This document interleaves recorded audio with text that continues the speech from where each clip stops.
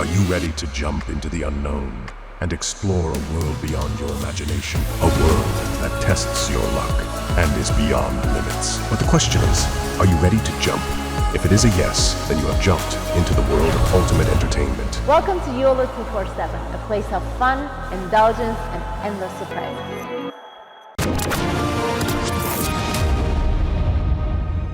आज मेरी एक बातचीत एक छोटी सी बच्ची से हुई और उसने मुझे ये बोला कि ऐसे चलते फिरते बात चंद्रयान की चल रही थी। तो सुबह उसने बोला कि अंकल मैं बड़ा होके I want to work for ISRO. छोटी बच्ची होगी 7-8 साल की। उसने बोला मैं इसरो के लिए काम करूंगी। जय हिंद दोस्तों, मैं हूं मेजर गौरव आर्य और आप देख रहे हैं आज की ताज़ा तरीन खबरें। अच्छा, कल से जो जोश और जुनून था, चंद्रयान 3 लैंड हो गया है और ये सब, ये दोस्तों ये अब क्या होगा वहाँ पे कि जो चंद्रयान के ऊपर फिर बातें होंगी ना कि इससे इकोनॉमी पे क्या फ़र्क पड़ेगा, इससे भारत के स्पेस एक्सप्लोरेशन पे क्या फ़र्क पड़ेगा, इसके भारत का जो रुतबा है, भारत की जो इज्जत है दुनिया में, उसमें किस तरीके से इजाफा होगा, जॉब्स किस तरीके से बनेंगे, इंडस्ट्री किस तरीके से बनेगी, इस पे बातें हो रही हैं। लेकिन आज मेरी एक बातचीत एक छोटी सी बच्ची से हुई और उसने मुझे ये बोला कि ऐसे चलते फिरते बात चंद्रयान की चल रही थी। तो सुबह उसने बोला कि अंकल मैं बड़ा होके I want to work for ISRO. छोटी बच्ची होगी 7-8 साल की। उसने बोला मैं इसरो के लिए काम करूंगी। और उस वक्त मुझे ऐसा लगा जब उसने बोला ना कि चंद्रयान का जो कंट्रीब्यूशन है वो सिर्फ ये नहीं है कि भारत स्पेस में चला गया, एक पूरी पीढ़ी तैयार हो रही है। जो मुझे लगा कि एक पूरी पीढ़ी तैयार हो जाएगी आने वाले समय में, जो कहेगी कि we want to explore the unknown, हम चांद के भी पार जाएंगे। तो ये चंद्रयान ने जो भारत की आने वाली पीढ़ी को जो भरोसा दिया है, क्योंकि हम जो हमारी पीढ़ी थी उसने कभी ये सब सोचा भी नहीं था। हमने कभी अपना कभी, जिसको अंग्रेजी में डेयरिंग कहते हैं ना, हमारी पीढ़ी ने कभी इतना सोचा भी नहीं था। हमारा सिर्फ ये था कि जी हम आएँ और पढ़ लें, थोड़ा सा एक नौकरी लग जाए। इससे ज़्यादा कभी हम सोच नहीं पाए, क्योंकि उस ज़माने में ऐसा माहौल नहीं था। आज के बच्चों को जब मैं देखता हूँ चंद्रयान के बारे में, वो छोटी सी लड़की होगी, 7-8 साल की होगी, उससे ज़्यादा क्या ही होगी, वो कहती है अंकल मुझे ना इसरो में जाना है। समझ लीजिए कि चंद्रयान का क्या इम्पैक्ट रहा है हमारी नई पीढ़ी पे। अच्छा, दूसरी चीज़ ये है कि पुतिन के साथ जो गद्दारी करी थी वैगनर ग्रुप के हेड ने, फाइनेंसर ने, प्रिगोजिन जिसका नाम है, वो उसका जहाज़ बड़ी मिस्टीरियस सर्कमस्टांसेस में उसका जहाज़ गिर गया और कहते हैं कि प्रिगोजिन ख़त्म हो गया। अच्छा, इसी शो में दोस्तों मैं कई बार कह चुका हूँ, 2-3 बार कह चुका हूँ कि ये प्रिगोजिन जो है, he will spend the rest of his days looking over his shoulder, यानी कि जिंदगी भर ये पीछे देखते, कोई मुझे पीछे तो नहीं आ रहा, मेरे कोई मार तो नहीं रहा। क्योंकि पुतिन को जिसने धोखा दिया है या जिसने पुतिन को क्रिटिसाइज करा है या पुतिन से जिसने लोहा लेने की कोशिश करी है, पुतिन उसको कभी नहीं छोड़ता। ये पुतिन का रिकॉर्ड है। यहाँ पे एक आर्टिकल है जिससे मैं कोट करना चाहता हूँ कि हाल ही में पुतिन ने किन किन को ठिकाने लगाया है। एक तो ये प्रिगोजिन की बात तो मैंने आपको बताई थी, और प्रिगोजिन के अलावा जैसे प्रिगोजिन ने गद्दारी करी थी रशियन स्टेट के खिलाफ, उसने बगावत करी थी रशियन स्टेट के खिलाफ, एक शहर को टेक ओवर कर लिया था, पुतिन का क्रिटिसिज्म करा था, उनके डिफेंस मिनिस्टर का क्रिटिसिज्म करा था, उनकी आर्मी के जनरल्स का क्रिटिसिज्म करा था, बोला था मैं मॉस्को जाके खिड़कियां खड़का दूंगा मॉस्को की, ये सब बातें करी थी। अच्छा, ये सब चलता नहीं है रूस में, ये किसी भी देश में नहीं चलता, रूस में तो बिल्कुल नहीं चलता। तो प्रिगोजिन को पुतिन ने रास्ते से हटा दिया। अब मेरे पास कुछ नाम हैं जो दोस्तों मैं आपके साथ शेयर करता हूँ। इसमें ना पेवेल एंटोव है।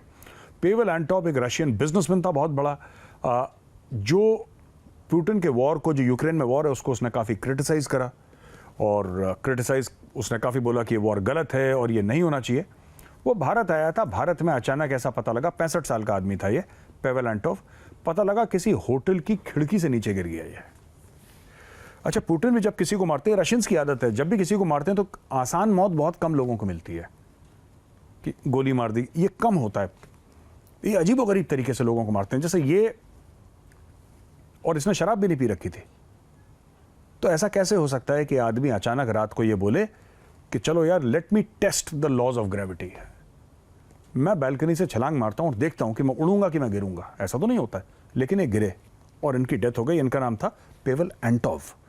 दूसरे रेवेल मैगनोव। रेवेल मैगनोव लुकोइल जो कंपनी है उसके चेयरमैन है, और रशिया का जो इन्वेजन था यूक्रेन का, उसमें बड़े क्रिटिकल थे और इसने बोला था कि जल्दी से जल्दी लड़ाई ये खत्म हो। इनको ये सोचना चाहिए था, चाहे इनके पास कितने भी पैसे हो, इनको थोड़ा सा सोचना चाहिए था कि रूस में ना दोस्तों, इसके ना माफ़ी का स्कोप नहीं है। रूस में ये सब माफ़ नहीं करते। तो इनको अपने बारे में गलत फहमी है कि हमारे पास अरबों डॉलर हैं, इतनी बड़ी कंपनी के मालिक हैं, हमें क्या ही होगा। ये भी मॉस्को के अस्पताल में थे, ये भी खिड़की से इन्होंने कूद मारी। अब क्यों कूद मारी किसी को नहीं पता, ये भी खिड़की से गिर के ख़त्म हो गए। तीसरे हैं डैन रैपोपोर्ट। डैन रैपोपोर्ट ने भी सोशल मीडिया पे कई बार रूस के जो यूक्रेन पर अटैक था उसको क्रिटिसाइज़ करा। एक नहीं, कई बार इसने क्रिटिसाइज़ करा। ये अपने अपार्टमेंट बिल्डिंग वॉशिंगटन डीसी में थे और ये अपने अपार्टमेंट के सामने, यानी कि अपने फ्लैट के सामने ये मरे हालत में पाए गए। इनकी लाश वहाँ पे मिली और किसी को ये नहीं पता कि ये कैसे मर गए। पुलिस ने बोला कि बस ये ऑरेंज फ्लिप फ्लॉप्स यानी कि चप्पलें पहने हुए थे ये नारंगी रंग की, और ये ऐसी पड़े हुए थे ज़मीन में, ये मरे पाए गए। मिखाइल लेजिन ये प्रेस मिनिस्टर हुआ करते थे, मिखाइल लेजिन, और ये भी वॉशिंगटन डीसी में थे। ये 2015 की बात है, जाहिर सी बात है यूक्रेन लड़ाई के पहले की, लेकिन पुतिन उस समय थे पावर में। 2015 में इनके सर पे मारा और ये इनकी मौत हो गई। लेजिन के बारे में कहते हैं कि English language television network Russia today, RT जो है बड़ा फेमस है, अगर आप जाएंगे आरटी को देखेंगे, और ये एफबीआई के साथ एक डील कर रहे थे कि एफबीआई मुझे बचाएगी। एफबीआई यानी फेडरल ब्यूरो ऑफ इन्वेस्टिगेशन, जो कि अमेरिका की डोमेस्टिक इंटेलिजेंस एजेंसी है, उनको बचाएंगे ये मुझे अपने विटनेस प्रोटेक्शन प्रोग्राम में डालेंगे, कुछ करेंगे, उनको भी खत्म कर दिया गया। इसके अलावा बोरिस नेमटसोव ये deputy prime minister of Russia थे बोरिस येल्सिन के ज़माने के। बोरिस येल्सिन एक ज़माने में रशिया के प्रेसिडेंट हुआ करते थे बहुत पहले। तो बोरिस येल्सिन के खासुल खास थे और उनके ज़माने में डेप्यूटी प्राइम मिनिस्टर थे।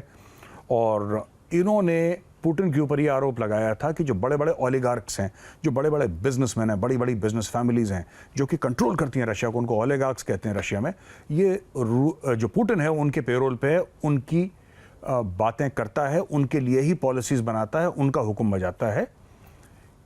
इसको पीठ में 4 बार गोली, पीठ और सर पे 4 बार गोली मारी इसको, और ये क्रेमलिन जो है रशिया का, उससे बिल्कुल बगल में एक रेस्टोरेंट है, वहाँ से निकल रहे थे, 4 बार गोली पड़ी, ये ख़त्म हो गए। बोरिस बेरोज़ोव्स्की एक रशियन ओलिगार्क था, बड़ा बिजनेसमैन था।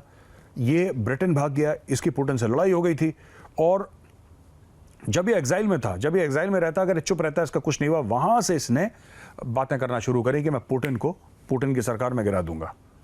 यूके में रह के इसने बोला पुतिन की सरकार गिरा दूंगा, और इसको इसके बर्कशायर घर में मार्च 2013 में ये मरा पड़ा मिला। ये अपने बाथरूम के अंदर लॉक्ड था, इसके गले में एक फंदा किस्म का था, लेकिन डॉक्टर ने बोला कि मरा कैसे हमें नहीं पता, ये फंदे से तो नहीं मरा है, लेकिन कैसे मरा है हमें नहीं पता। फिर फंदा क्यों लगाया था या कुछ यहाँ पे रस्सी क्यों बांधी थी, किसी को नहीं पता कैसे मरा ये ख़त्म हो गया। इसके अलावा नटालिया एस्टेमिरोवा, ये जर्नलिस्ट थी, ये बड़ी एक काम करती थी पॉलिटोव्स्काया एक मैगजीन के लिए। ये ह्यूमन राइट्स अब्यूजेस चेचनिया में जो रशिया ने करे थे उनको कवर करती थी।